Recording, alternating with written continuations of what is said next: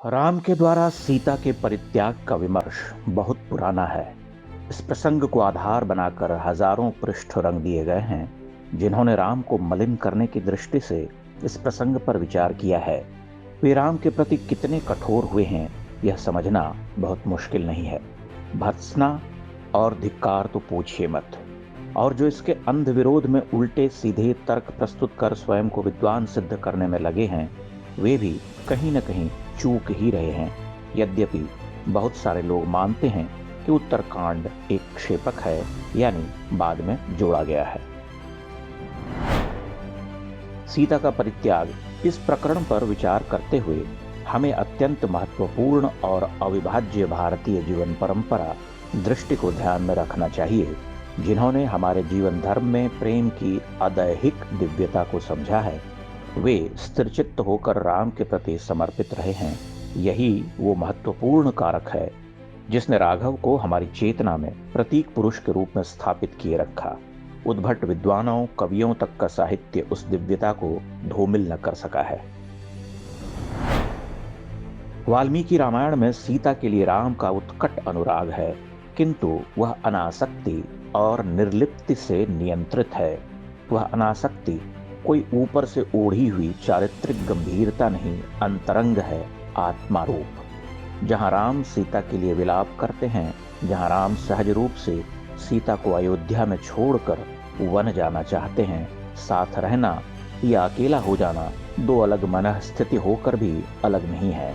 क्योंकि सीता जितनी अकेली या राम युक्त हैं, राम भी उतने ही अकेले या सीता सहित हैं।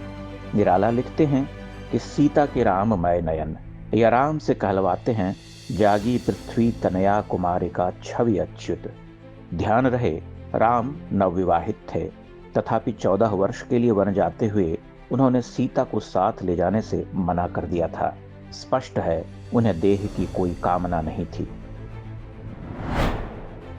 दंडकारण्य में असुरों के आतंक से त्रस्त ऋषियों को रक्षा का वचन देते हुए राम एक प्रतिज्ञा से बंध जाते हैं।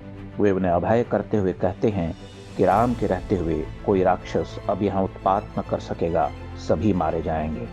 सीता कुछ व्यग्र होकर उनसे पूछती हैं कि आप राक्षसों के वध के लिए इतने उद्धत क्यों हैं।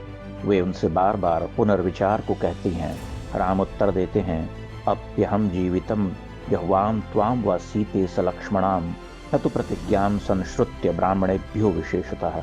अपना जीवन दे सकता हूँ, सीता तुम्हें और लक्ष्मण को छोड़ सकता हूँ, किंतु प्रतिज्ञा से बंधकर अध्वर कर्मरत ब्राह्मणों को, तापसों को त्याग नहीं सकता। उनकी रक्षा करनी ही होगी। इससे पहले भी वे लक्ष्मण से कहते हैं कि मैं यह सब इसलिए नहीं करता कि मुझे किसी राज्य, वैभव या भोग की कामना है।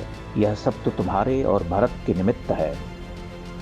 धर्मम अर्थम च कामम च पृथ्वीम चापि लक्ष्मण इच्छामि भवताम अर्थे एतत् प्रतिशृणोतु मे।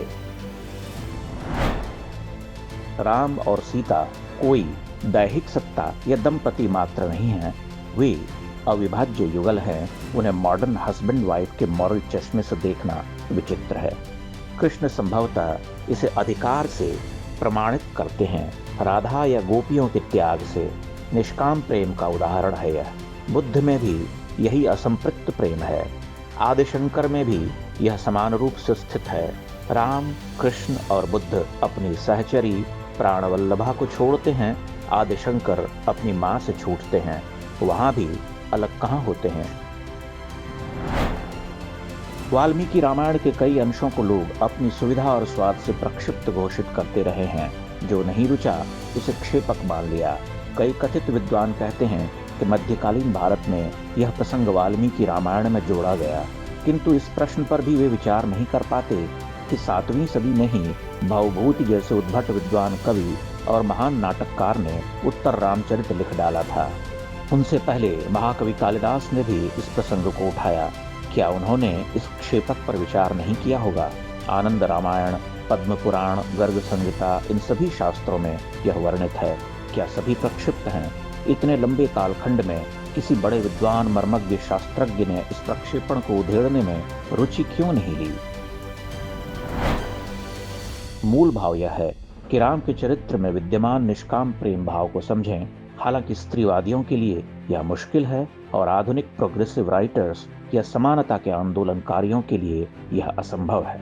समझना यह है कि सीता का परित्याग सांकेतिक है, जहां दैहिक रूप से सीता उनसे विलग हो जाती हैं, किंतु राम तो सीताराम से ही पूर्ण होते हैं।